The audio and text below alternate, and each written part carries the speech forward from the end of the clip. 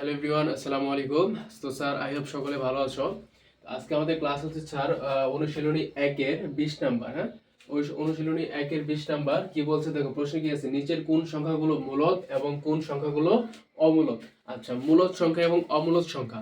মূলদ এবং অমূলদ সংখ্যা আমরা স্যার একদম বেসিক বাস্তব সংখ্যার একদম বেসিক যে ক্লাসটা ছিল সেই ক্লাসে আমরা শিখেছি যে মূলদ সংখ্যা কাকে বলে, অমূলদ সংখ্যা কাকে বলে। তো আমরা স্যার আবারও এই সেম জিনিসটা আবারও শিখবো, মূলদ সংখ্যা কি এবং অমূলদ সংখ্যা কি।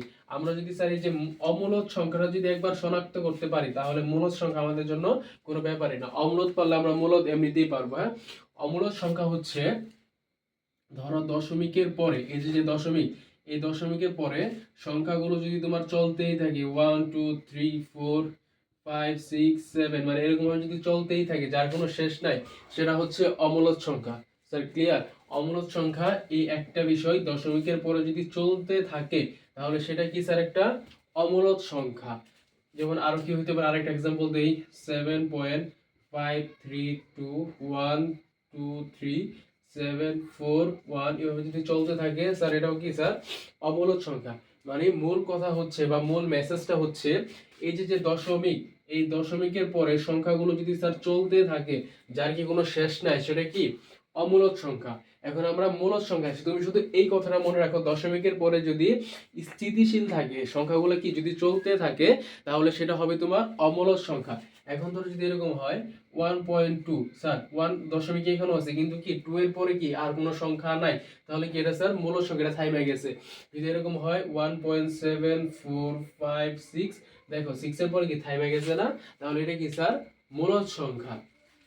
মূলদ সংখ্যা একটা পূর্ণবর্গ সংখ্যা হতে পারে, পূর্ণ সংখ্যা হতে পারে, যেমন 2 1 4। হ্যাঁ, এগুলো কি স্যার মূলদ সংখ্যা। যেমন রুট দিয়ে হতে পারে, যেমন √9, √9 যদি দাও তাহলে মেবি 3 হয়।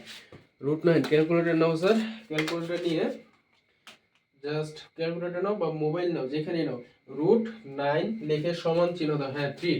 তাহলে স্যার কি আসে দেখো, এখানে 3 একটা পূর্ণ সংখ্যা আসে। তার মানে কি বুঝলাম স্যার, এই যে দশমিকের পরে যে সংখ্যাগুলো, এগুলো যদি স্যার না থামে সেটা হচ্ছে অমূলদ সংখ্যা। আর এটা ব্যতীত যত সংখ্যা থাকবে সবই কি স্যার মূলদ সংখ্যা।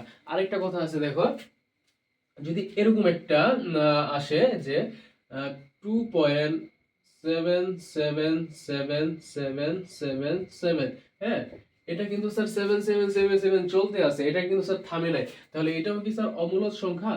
না, এটা আবার হবে স্যার মূলদ সংখ্যা। কারণ কি, এ দেখো একটা সংখ্যা বারবার রিপিট হচ্ছে, যদি একটা সংখ্যা বারবার রিপিট হয় তাহলে আমরা সেটাকে কি করতে পারি স্যার, পৌনঃপুনিক দিতে পারি, উপর একটা ফোঁটা দিয়ে দিলে কি সেটা পৌনঃপুনিক হয়েছে। তাহলে পৌনঃপুনিক দিলে কি স্যার 2.7 এ পর্যন্ত কি শেষ।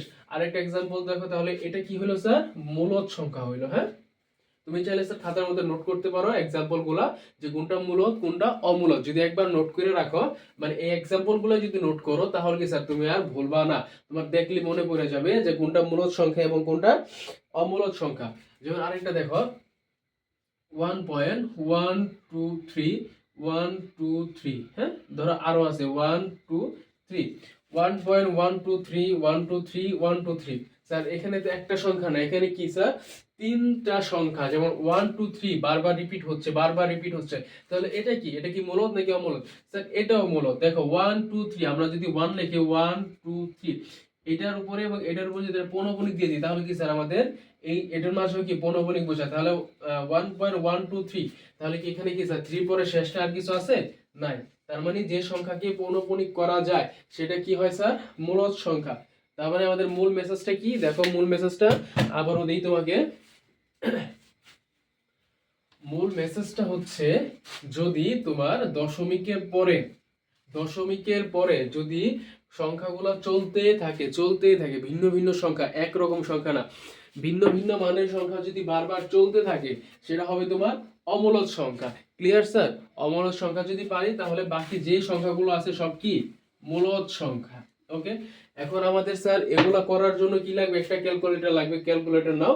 দেখো ক নাম্বার কি আছে স্যার, 0.4, তাহলে 0.4 এটা কি স্যার 4 এর পরে কি আর কিছু আছে, কিছু নাই, তাহলে এটা কি হবে স্যার বলো তো, মূলদ নাকি অমূলদ? এটা হবে হচ্ছে মূলদ সংখ্যা। হ্যাঁ, এরপরে দেখো কি আছে খতে, √9, আমরা যদি ক্যালকুলেটরে √9 দেই তাহলে কি আসে স্যার 3 আসে, তাই না? সমান আসে হচ্ছে 3। তাহলে 3 একটি পূর্ণ সংখ্যা, তাহলে এটা কি হবে স্যার? একটি মূলদ সংখ্যা, মূলদ সংখ্যা। এরপরে দেখো √11, স্যার এটা হবে অমূলদ সংখ্যা। রিজন কি? রিজন হচ্ছে দেখো যদি আমরা √11 দেই তাহলে অ্যান্সার কত আসে? 3.31662479, 3.3166 এরপর হচ্ছে 2479 স্যার দেখো ভিন্ন ভিন্ন রকমের সংখ্যা এবং কি এটা স্যার অনেকগুলো সংখ্যা, তাহলে এটা কি হবে? অমূলদ সংখ্যা হবে, অমূলদ সংখ্যা। লাস্ট ওয়ান দেখো √6/3, √6/3 ক্যালকুলেটর নাও, ক্যালকুলেটর নিয়ে তুমি √6 লেখো, ভাগ দাও 3, আসে কি 0.8164, 0.8164। এরপর আসে হচ্ছে 649658, 9658। স্যার এটাও কি উপরেরটার মধ্যে দেখছো? তাহলে এটাও কি স্যার? অমূলদ সংখ্যা, অমূলদ সংখ্যা। তাহলে স্যার ক খ গ ঘ আমাদের কমপ্লিট হলো। ক হচ্ছে মূলদ, খ হচ্ছে মূলদ, গ এবং ঘ কি স্যার? অমূলদ সংখ্যা। এখন আমরা বাকিগুলো করি। বাকিগুলো স্যার তুমি নিজে একটু ট্রাই করো, দেখো পারো কিনা। আমার ভিডিও দেখা ব্যতীত তুমি নিজে একটু ফাইন্ড আউট করার চেষ্টা করো। দেখো ও নম্বরে কি আছে? √8/√7। এখন ক্যালকুলেটর নাও, √8 দাও, ভাগ দাও √7। স্যার অনেক ক্ষেত্রে তুমি দেখবে কি অঙ্কগুলোকে স্যার তোমাকে ভাইগা ভাইগা করায়, ভাইগা ভাইগা করানো শেখায়, কিন্তু আমাদের এটা প্রয়োজন নাই স্যার, সবাই নষ্ট। এটা যদি ভাইগা ভাইগা করে কিভাবে হয় দেখো তো। যেমন এটাকে যদি ভাঙা করি, উপরে হয় হচ্ছে √8 আর নিচে কি √7। এটাকে আমরা ভাঙলে কি দাঁড়ায়? এটাকে ভাঙলে দাঁড়ায় হচ্ছে তোমার √8 কে কি দ্বারা কি করা যায়? 4 × 2, হ্যাঁ 4 × 2 অথবা 2 × 4, 2 × 4, হ্যাঁ। এবং নিচে কি আসে? √7। দেখো 4 দোকানে কি 8, একই হয়। এখন এটাকে যদি আরো ভাঙি তাহলে উপরে কি হয়? √2 দেওয়া যায় এবং কি দেওয়া যায়? √4 দেওয়া যায় আলাদা আলাদা ভাবে, এবং নিচে কি দেওয়া যায়? √7। এরকম। তো স্যার ভাঙলেও যা না ভাঙলেও তা একই, এত ভেজাল করার কোনো প্রয়োজন নাই। আমরা শর্টকাটে জাস্ট ভাগ করে দিব, আমাদের কাহিনী শেষ। এত ভেজাল করার কোনো প্রয়োজন আমি মনে করি না স্যার। যেহেতু স্যার আমাদের পরীক্ষার মধ্যে সময় স্বল্পতা, হ্যাঁ, আমরা এই একটা এমসিকিউ অথবা একটা সংক্ষিপ্ত প্রশ্নের জন্য যদি এত সময় ওয়েস্ট করি তাহলে স্যার সেটার কোনো মানে হয় না। তাহলে √8/√7 অ্যান্সার আসছে হচ্ছে 1.0690, এরপর হচ্ছে 44968, 44968, হ্যাঁ 44968। দেখো স্যার কতগুলো সংখ্যা দশমিকের পরে, তাহলে এটা কি হবে স্যার? অমূলদ হবে, তাই না? এটা কি হবে? অমূলদ। মানে দশমিকের পরে যদি অনেকগুলো সংখ্যা থাকে এবং এগুলো যদি স্যার না থামে সেটা হয় হচ্ছে অমূলদ সংখ্যা। এখন চ নাম্বার দেখো, চ নাম্বার কি আছে? √27, √27 ভাগ হচ্ছে √28। জাস্ট ক্যালকুলেটর নিবে এবং প্রেস করে দেখবা রেজাল্ট কি আসে।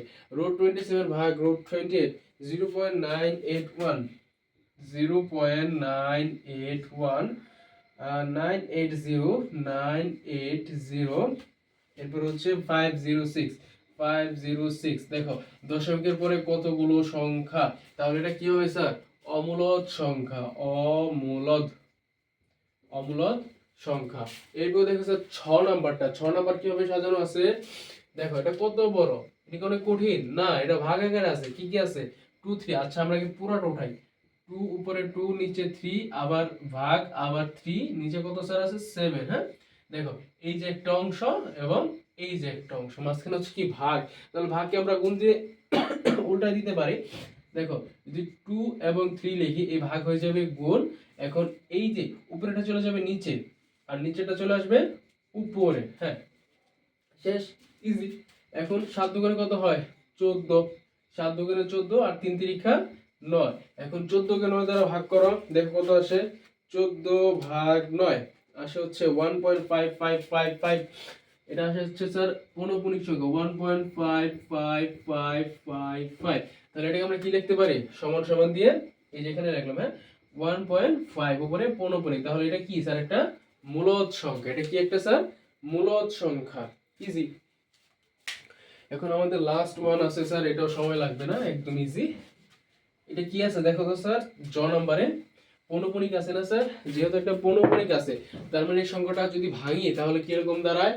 সংখ্যাটা দাঁড়ায় হচ্ছে 5.639639 হ্যাঁ, 639 এটা কি করছে স্যার? এই যে সংক্ষেপে পৌনঃপুনিক দিছে, তাহলে এটা তো স্যার শেষ হয়ে গেছে পৌনঃপুনিকের দ্বারা, 9 এর পর আর কিছু নাই। তাহলে কি স্যার এটা মূলদ সংখ্যা। এটা কি সংখ্যা স্যার?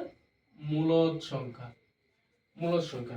আচ্ছা, এই জিনিসটাকে, হ্যাঁ, এই যে জ নাম্বার এবং আরেকটা হচ্ছে তোমার ক নাম্বার, হ্যাঁ, জ ক, এটাকে সেটা আরেক ভাবে করা যায়। সেটা কি জানো? ভগ্নাংশ আকারে। ওই যে বইতে দেওয়া আছে হচ্ছে পি কিউ ভগ্নাংশ আকারে।